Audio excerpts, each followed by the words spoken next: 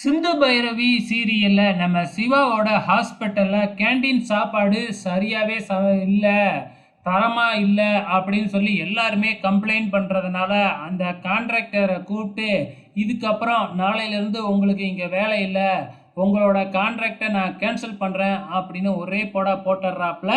So இப்போ நாளைக்கு என்ன செய்யறது? எவ்வளோ நாள் தான் வந்து பார்த்தீங்கன்னா கேண்டீன் இல்லாமல் ஹாஸ்பிட்டலை சமாளிக்க முடியாது அப்படிங்கிற யோசனையிலேயே அப்படியே வீட்டுக்கு வந்து தன்னோட பெரியம்மா கிட்ட ஹாஸ்பிட்டலில் நடந்த விஷயம் எல்லாத்தையுமே சொல்லிக்கிட்டு இருக்கிறாப்புல. கவலைப்படாத, வேற நல்ல கான்ட்ராக்டராக கிடைப்பாரு அப்படின்னு பெரியம்மா சொல்கிறாங்க.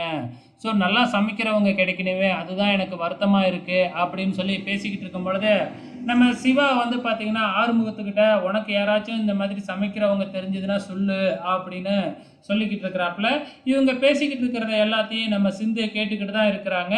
சிவா வெளியில் போகிறப்ப கரெக்டாக சிந்து கூப்பிட்டு, இந்த மாதிரி நான் வந்து இப்போ யாரோட உதவியும் இல்லாமல் தான் இருக்கேன், என் கையில் இருக்கிற காசெல்லாம் கொஞ்சம் கொஞ்சமாக தீர்ந்துக்கிட்டே வருது, இதுக்கப்புறம் நான் சமாளிக்கணும் அப்படின்னா நான் வேலைக்கு போய் தான் ஆகணும், நான் சம்பாரித்து தான் ஆகணும், அதனால் அந்த கான்ட்ராக்டை எனக்கே கூட, நான் தான் நல்லா சமைப்பேன்ல அப்படின்னு நம்ம சிந்து கேட்க, நீ எதுக்கு வேலைக்கு போகணும், நான் உனக்கு காசு கொடுக்குறேன், நீலாம் வேலைக்கெல்லாம் போக வேணாம், இங்கேயே இரு அப்படின்னு சிவா சொல்கிறாப்புல.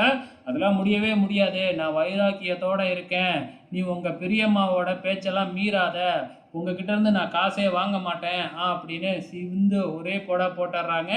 சரி கவலைப்படாத, நான் போய் உனக்கு அந்த சான்ஸ் கொடுக்குறேன் அப்படிங்கிற மாதிரி நம்ம சிவாவும் சொல்லிடுறாப்புல. நேராக வீட்டுக்கு போயிட்டு வந்து தன்னோட பெரியம்மா கிட்ட, இந்த மாதிரி நாளைக்கு 4 பேர் வந்து சமைக்க போகிறாங்க, அவளோட சேர்ந்து சிந்துவும் சமைக்க போகிறா அப்படிங்கிற விஷயத்த சொன்ன உடனே, மகா அவளெல்லாம் அலோவ் பண்ணக்கூடாது அப்படின்னு சொல்லி பார்க்குறாங்க.